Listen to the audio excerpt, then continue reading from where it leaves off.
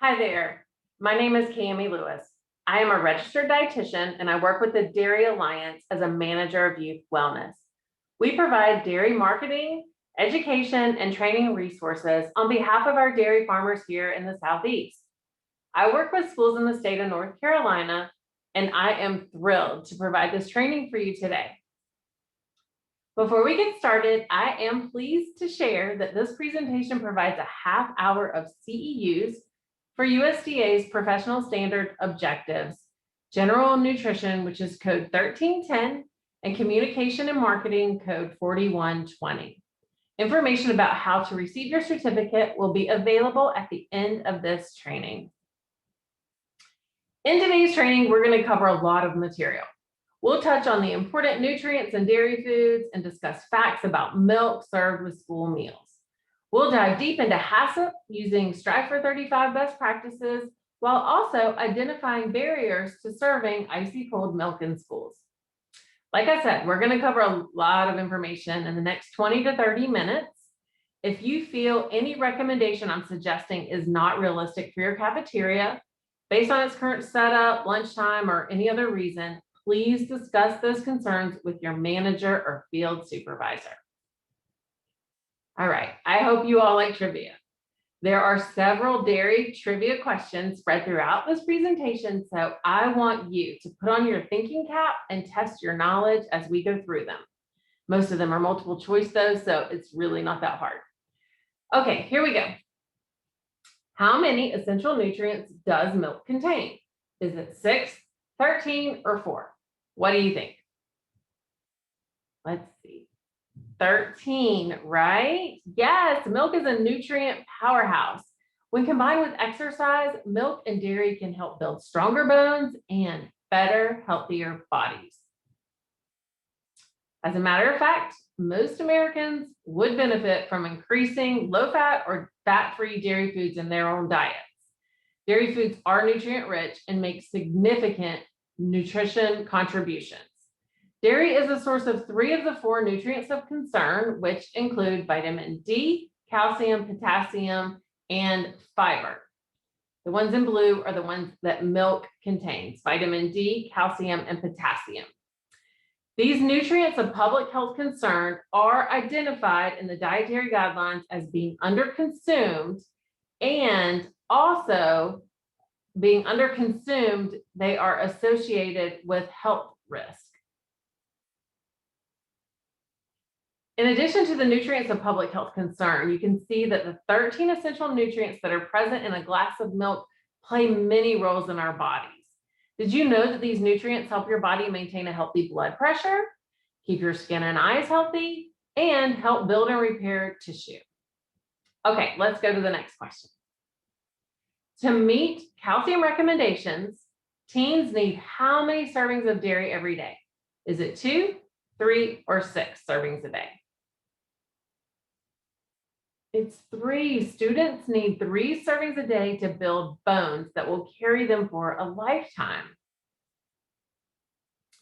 This one is true or false.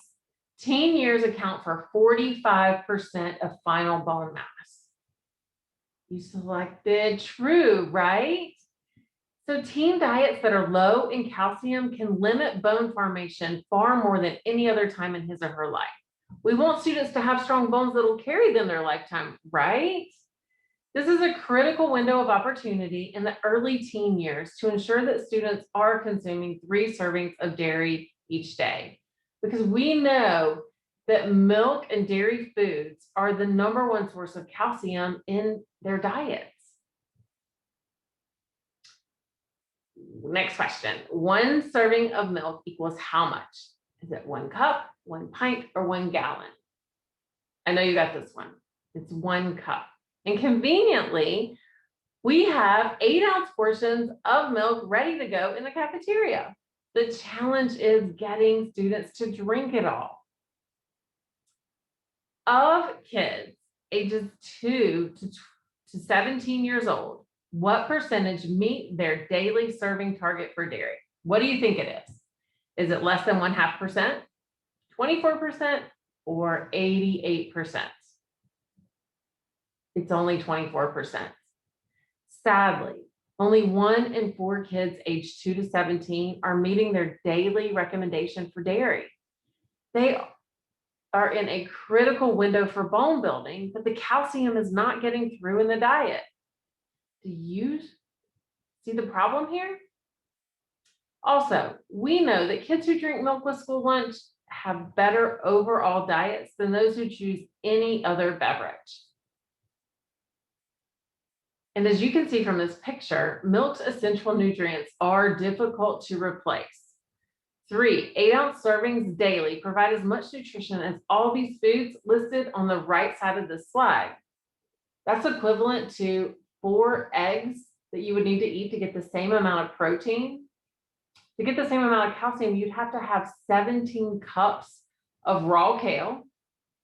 It would take 3 cups of cooked red kidney beans to get the same amount of phosphorus. And for vitamin D, you would need to eat 15 sardines. Okay, let's move on to the next question. 1% flavored milk is a good beverage choice to be offered to children in school. Is this true or false? It is true. Children and teens who drink flavored milk do not have higher added sugar intakes or higher BMIs compared to children who do not. Flavored milk in schools is formulated to be lower in added sugar, and all milk, no matter whether it's skim milk, 1%, 2%, or whole, it will contain the same 13 nutrients that are important for good health. The only difference is the fat and calorie content. So now we know why it's important for students to consume a healthy diet that includes 3 servings of dairy every day. We want them to develop healthy eating habits and the strongest bones possible to carry them their lifetime. That's why we developed our Strive for 35 training to reach employees in schools who can encourage students to drink milk with every meal. We know milk is nutritious and kids need more calcium, and conveniently schools have 8-ounce portions of milk ready to go in the cafeteria. But how do you get kids to drink it all? That is the challenge. Kids have spoken up on this issue, and over half of the 3rd graders we surveyed said they would drink more milk in school if it came in flavors, the containers were bigger, and it was colder. At this point, you've all heard of HACCP, a food safety program developed by the FDA. HACCP was originally developed for astronauts and adapted for the American food supply. Hazard analysis, the HA, refers to biological or physical hazards. Critical control points, the CCP, are points along the way, anywhere from the raw state of food until the point it is served where things can go wrong. HACCP for milk sounds pretty simple. You keep cold foods cold, which means below 41 degrees. However, it is important to know that milk will stay fresher longer when it's kept at 35 degrees. When the temperature of milk rises above 40 degrees, you shorten the shelf life, changing the quality and the flavor. So you must monitor milk temperatures regularly and take corrective actions when the temperatures start to rise.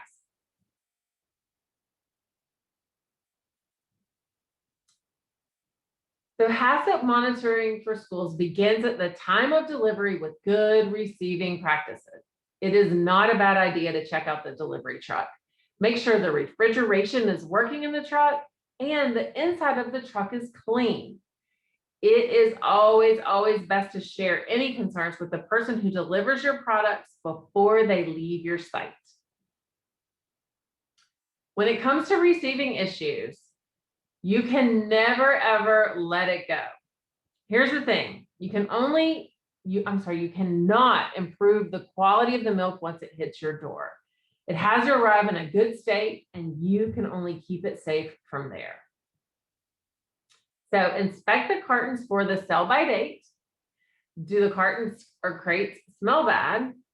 And open a carton, taste it, temp it, smell it. You must have a thermometer and make sure that it's properly calibrated. And you'll need to make sure that your staff are trained on how to read the temperature of the milk. To do this, you place the probe portion of the thermometer into the milk carton and make sure it doesn't touch the sides or the bottom of the container. Again, if there's any issues, you need to talk with your processor about the problem and remedy it immediately. Okay, let's move on to milk storage. When the milk is delivered to your site, where does the delivery person leave it? Is it left on the sidewalk? Believe it or not, I have seen this. Or is it left inside the walk-in cooler? And maybe they even put it in the milk box. Wherever they're putting it, are they making sure that the older milk is getting rotated to the front and you're practicing first in, first out procedures? Wherever the milk is left, you have to put it away immediately. Placement does matter. We want the kids to drink it, right? We know that it has to stay icy cold and fresh tasting, which means that it goes to the back of the cooler. So where do these smelly foods like onions, celery, citrus, or other produce stored in the cooler go? Away from the milk. Those odors transfer and will make the kids wonder what is in the milk. You might want to play around with this in your own coolers, try a few spots by checking the temperature of the milk itself to figure out where milk stays coldest in your coolers.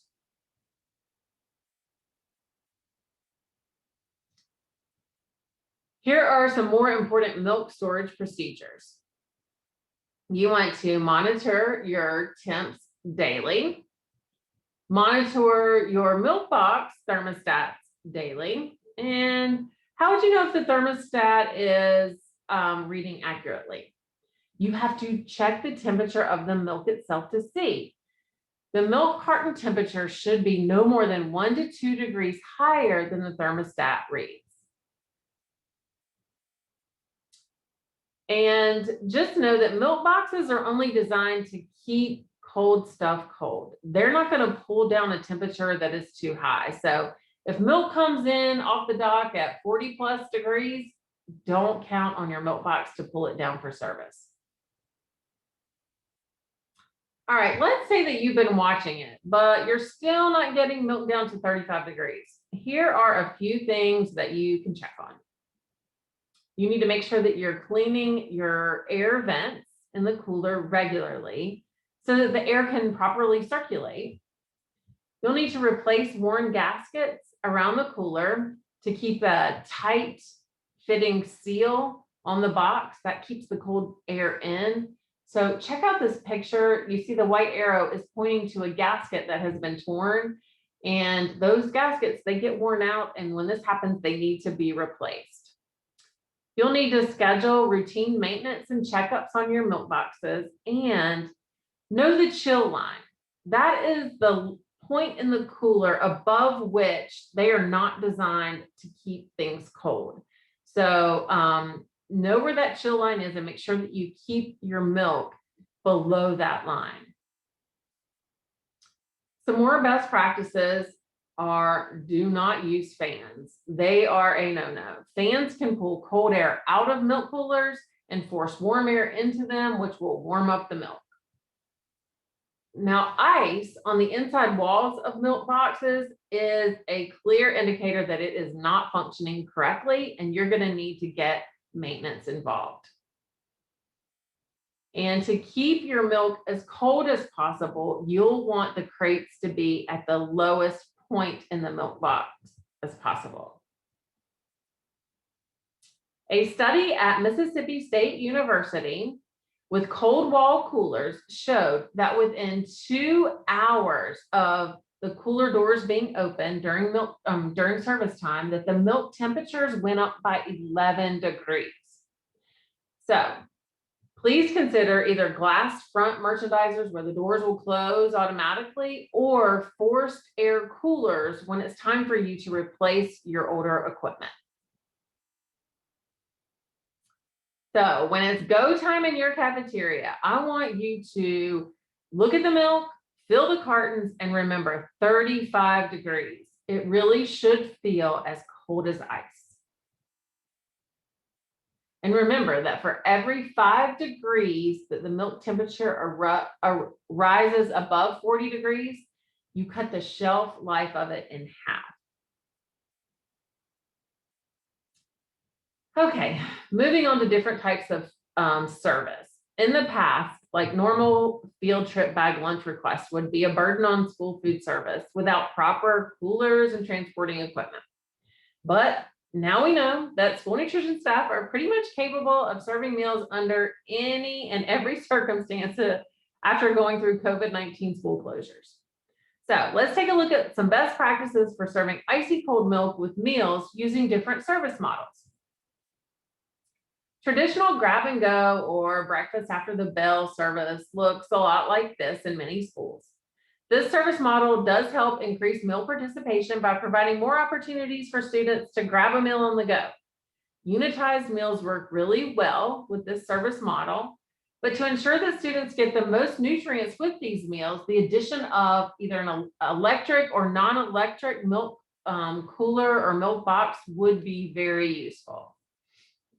So whether you have kiosks like the previous slide, or you set up tables for grab and go service like this one, those non-electric crate coolers with the freezable panels will keep milk cold for hours.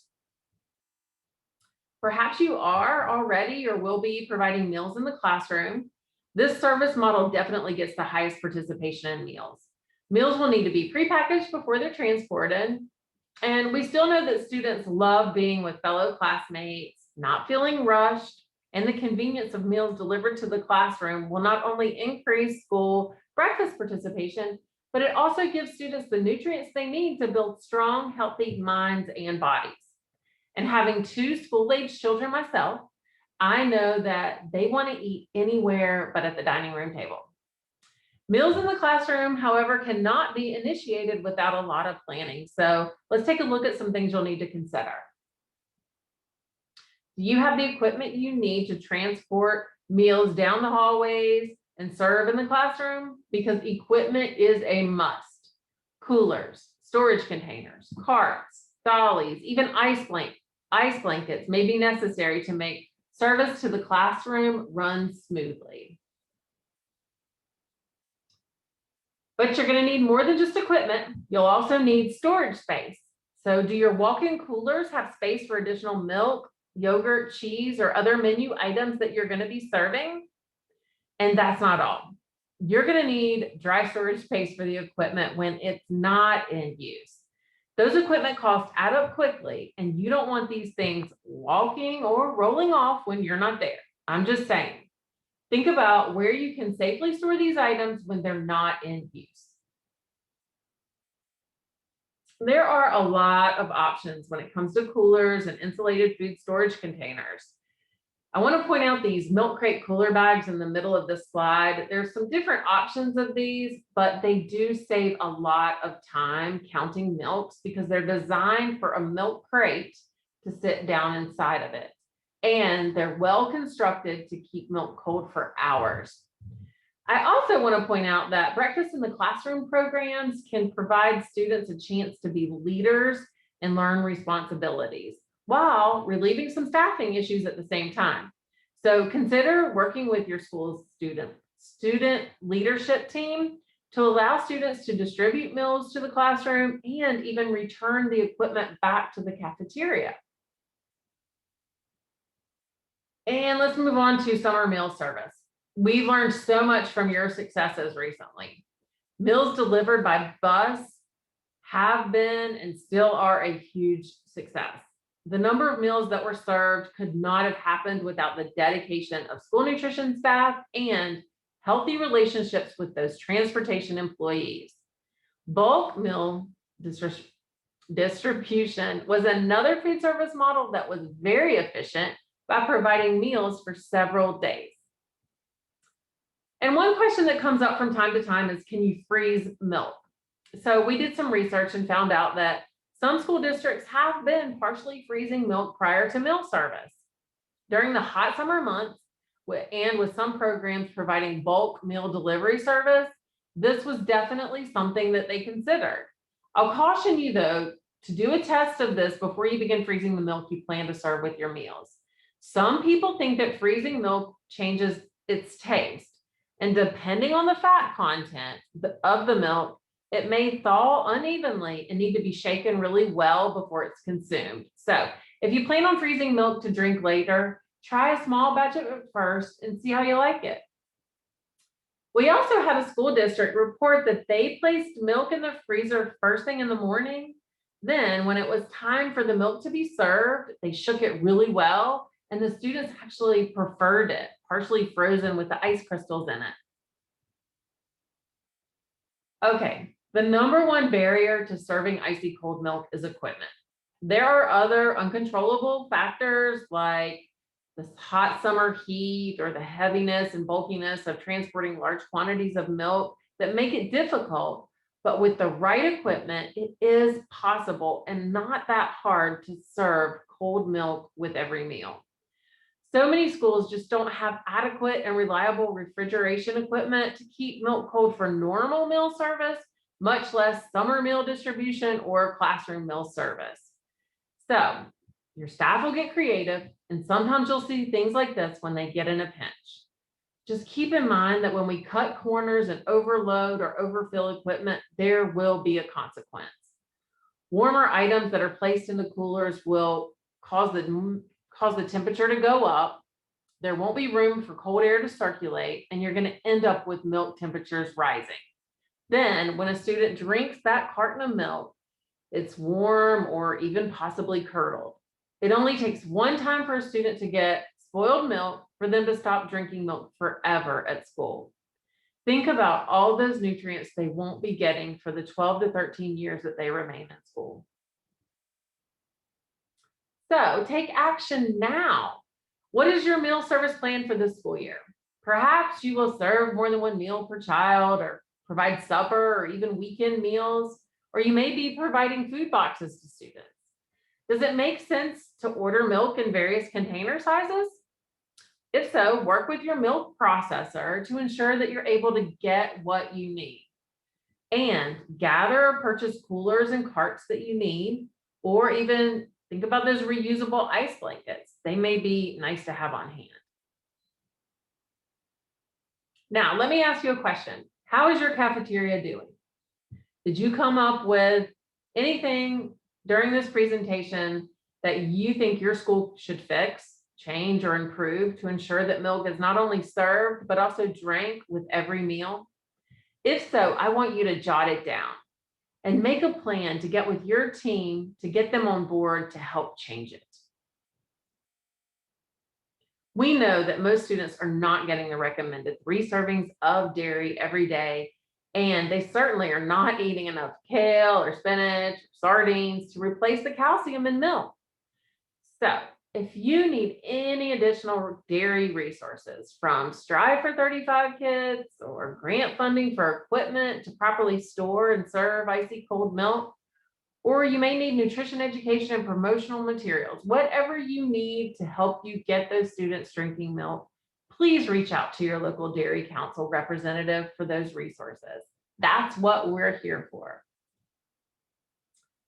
This wraps up our Strive for 35 training. Thank you so much for tuning in. If you have any questions or would like additional resources, please shoot me an email. My email address is clewis@thedairyalliance.com. And to obtain your CEU certificate, follow the link provided in the notes attached to this recording and take our brief survey. Before I say goodbye, I would like to thank you not only for taking the time to participate in this training, but for the job you do each and every day to ensure that our youth are well nourished. Thank you so much.